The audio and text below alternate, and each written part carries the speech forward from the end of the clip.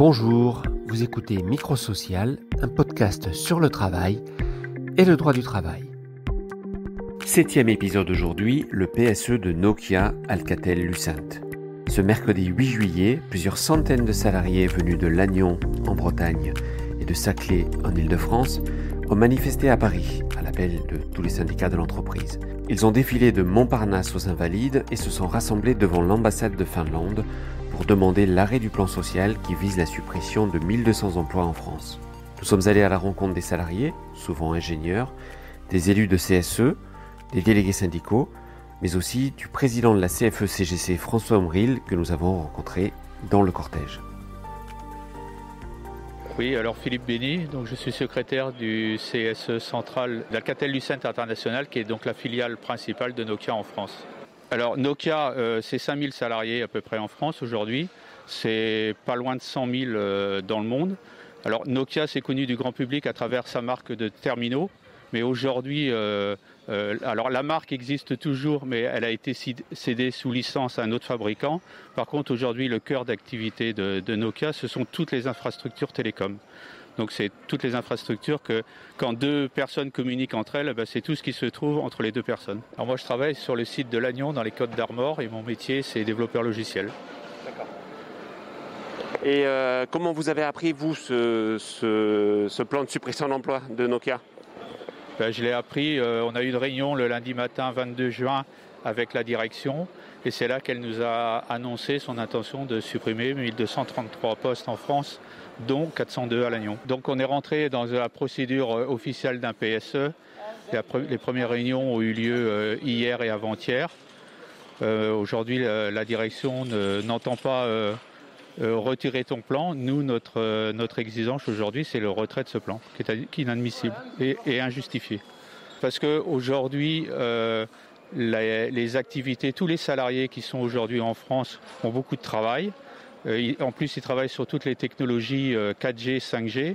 Nos clients attendent un certain nombre de fonctionnalités qui aujourd'hui sont en cours de développement. Supprimer ces postes en France, ce serait apporter, au-delà du problème social que ça va engendrer, en termes de clientèle, ça va apporter beaucoup de perturbations chez les clients aussi. Même la direction le reconnaît, c'est pas une crise qui est liée à la crise Covid, ça n'a rien à voir. D'ailleurs, pendant la période Covid, tous les salariés de Nokia étaient en télétravail. On n'a pas eu un seul jour d'arrêt depuis le 16 mars, nous sommes tous en télétravail. Je m'appelle Romain et donc j'ai 26 ans. Je travaille chez Nokia depuis 3 ans, depuis la sortie d'école d'ingénieur. C'est une super boîte, j'aimerais bien rester encore pendant 3 ans en plus, quoi. Donc moi-même, c'est ma première manifestation, donc je ne suis pas vraiment enclin à participer à des manifestations. Mais là aujourd'hui, c'est aussi en soutien aux personnes de Lannion qui sont vraiment des collègues avec qui on travaille très bien à distance. Et ces personnes-là, c'est un vrai massacre où le site est carrément... la moitié des personnes sont carrément supprimées. On a très peur que le site soit complètement fermé.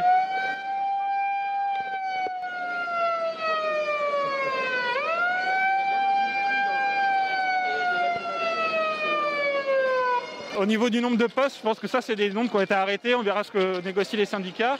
Ce qui est très important, c'est de se faire entendre et peut-être aussi de décaler la date. La date, c'est Q1 2021. Ça va être très tôt, très rapide. Et c'est trop rapide même pour les personnes qui sont virées pour qu'elles puissent s'organiser. Donc si on arrive au moins à décaler la date pour déplacer ça, ça serait déjà une victoire à mon avis. C'est dommage de virer des personnes. En tant que jeune, on n'est pas trop concerné. C'est plus les personnes anciennes qui vont avoir du mal à retrouver du travail. En région parisienne, ça va. Par contre, en Bretagne, c'est la catastrophe, quoi. Donc, c'est surtout par soutien. Oui, bonjour. Alors, Philippe Guirand, je suis donc CFTC à Nozay.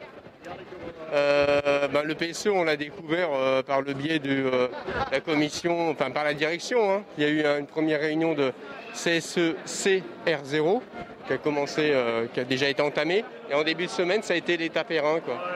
Donc, on a connu donc c'est plus de 1200 suppressions d'emplois en France, hein, ça vous êtes au courant. Maintenant, on décortique le livret d'eau et on essaie de donner des contre-arguments, justifications qui beaucoup sont plutôt mensongères ou pas valables, quoi. En ce moment, c'est ça qui se déroule avec la direction, c'est démonter le plan. En fait, on ne veut pas entendre parler du plan, quoi. C'est tout. Alors, sur votre t-shirt, vous avez marqué Nokia prend rend l'argent du CIR. Donc CIR, c'est le crédit impôt recherche. C'est une réduction d'impôt qui est accordée aux personnes qui font du développement, de la recherche et développement en France. Et ce crédit permet d'avoir des ingénieurs et des chercheurs à bas prix en France, ce qui fait qu'on est normalement assez compétitif par rapport au reste du marché européen. Et on ne comprend pas aujourd'hui que malgré cette réduction d'impôt dont Nokia a bénéficié, Nokia puisse se permettre de virer autant de personnes. Moi, je suis ingénieur en développement logiciel. Donc ça consiste à fabriquer le futur, les cartes de la 5G, niveau électronique, informatique. Voilà, c'est ce que je fais aujourd'hui, même si on ne risque pas d'être directement menacé, ce sont des postes qu'on supprime et non pas des personnes. Et donc personne n'a la certitude de savoir s'il sera remplacé ou pas par quelqu'un d'autre, ou tout simplement viré. Je travaille chez Nokia Paris-Saclay, situé à environ 1 heure ici de Paris. C'est un plan de 2018 qui était à l'échelle du monde et qui n'a pas été appliqué, qui a été suspendu pour 2 ans en France pendant la durée des engagements de Nokia vis-à-vis du gouvernement. Quels engagements ? Les engagements de maintien de l'emploi en France et développement de la R&D. Ces engagements sont caducs en juin et donc c'est en juin qu'a été annoncé ce plan. Je suis dans le développement logiciel, chaîne d'intégration continue.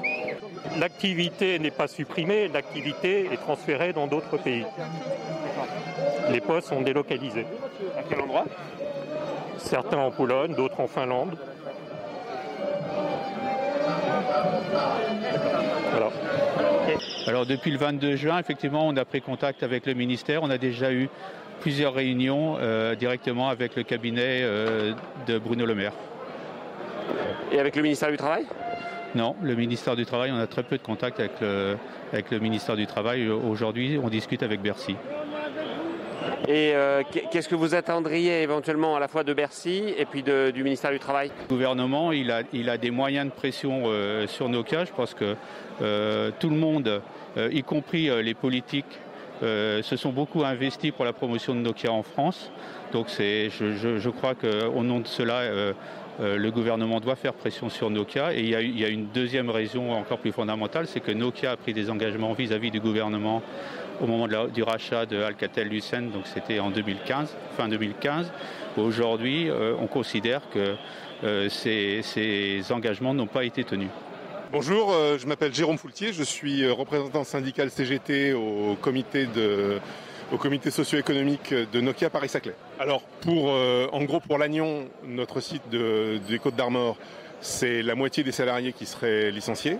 Et pour notre site de l'Essonne, Nokia Paris-Saclay, ce serait le tiers, environ un peu moins du tiers. En fait, au comité socio-économique, la commission économique, on nous a dit mais finalement notre industrie résiste bien à la crise sanitaire. On a même dans le réseau fixe, c'est-à-dire la fibre et compagnie, on a même fait des progrès parce que les opérateurs veulent installer plus de capacité. Donc que ce soit en France ou dans le monde, on résiste bien. Les collègues sont en télétravail et il n'y a pas eu de baisse de productivité à cause du télétravail. Donc l'entreprise va plutôt... Alors l'entreprise ne va pas très très bien parce ils disent on est en retard par rapport à Huawei, mais Huawei, on joue pas dans la même catégorie en fait. Et ils disent ça va pas très bien parce qu'on manque de cash. Et c'est normal, ils ont donné 5 milliards de cash aux actionnaires dans les 4 dernières années. Donc voilà, c'est juste un plan de licenciement boursier, en gros, qui fait des délocalisations vers les pays à bas coût, principalement Pologne et Portugal, et puis aussi vers les pays que Nokia considère comme importants, entre guillemets, c'est-à-dire la Finlande et les États-Unis. Et c'est en fait la conclusion de ce qu'on avait cru comme étant une OPA de fusion, qui en fait était une OPA hostile. Notre principale lutte maintenant, c'est d'emmener les salariés avec nous. Donc vous voyez derrière moi, on est plusieurs centaines en venant de Nokia Paris-Saclay ou de Lannion, qui sont venus par train exprès. Et le but, c'est de faire du bruit et éventuellement d'arrêter le travail, si on y arrive, pour la 5G. L'entreprise communique sur le nom Alcatel-Lucent, qui est un nom qui est toujours le nom officiel de l'entreprise en France, mais la marque a été éradiquée par Nokia il y a au moins 3 ans. Il n'y a plus aucun produit qui s'appelle Alcatel.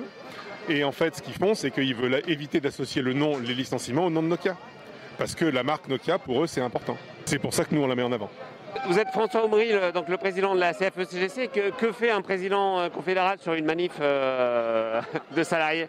Il est juste à sa place en fait, il est au milieu de ses militants pour défendre l'emploi, défendre les compétences, défendre l'industrie, dans ce cas précis, une industrie en plein développement, une industrie qui a beaucoup d'avenir et qui est confrontée à la restructuration purement financière, à des plans qui n'ont rien à voir avec les stratégies de développement, qui sont juste des plans d'optimisation pour toujours atteindre la fameuse rentabilité à 2 chiffres. Bien voilà le résultat. Une industrie française, une excellence française. On parle des télécoms quand même, on ne parle pas d'autres secteurs de l'industrie qui ont moins d'avenir d'une certaine façon en termes de développement. On parle de la technologie 5G, une technologie qui consomme moins d'énergie. Donc on est vraiment sur des secteurs dont on devrait normalement observer qu'ils se développent, qu'ils se renforcent, qu'on y envoie des moyens, qu'on y investit. Et en fait, on fait l'inverse. À votre avis, qu'est-ce qui peut permettre aux salariés de Nokia Alcatel-Lucent de changer la donne, de faire évoluer leur direction ? Je crois qu'il y a très clairement 3 partenaires. Il y a la direction de Nokia, elle n'évoluera pas. On est très clairement dans un rapport de force et il faut peser dans le rapport de force. Et le gouvernement doit s'investir, doit s'impliquer. On parle quand même du développement industriel avec des enjeux d'ordre national. Donc c'est un dossier d'une importance capitale et le gouvernement très clairement est un partenaire. Il peut pas s'extraire du dossier. Et en plus des moyens, des solutions, il y en a. Dès l'instant qu'on donne la parole, qu'on fait confiance aux salariés, à leurs représentants, eh bien on s'aperçoit qu'il y a plein de moyens. Simplement, ces moyens pour être mis en œuvre, ils nécessitent que le gouvernement mette en place des dispositifs qui sont suffisamment sophistiqués, adaptés, pour que ces moyens puissent se développer. Contre, c'est très clair, la volonté de la direction, puisqu'il n'y en a qu'une, la volonté de la direction générale, c'est la charge symbolique de s'arrêter sur l'ambassade de Finlande, tout le monde a compris, c'est de démonter l'activité, d'en finir avec Alcatel. C'est la phase terminale du démantèlement qui aura duré pratiquement 20 ans de ce qui faisait l'excellence française. Et c'est vraiment dramatique. C'était Microsocial, un podcast de la rédaction d'Actuel CSE des éditions législatives. À très bientôt pour un nouvel épisode.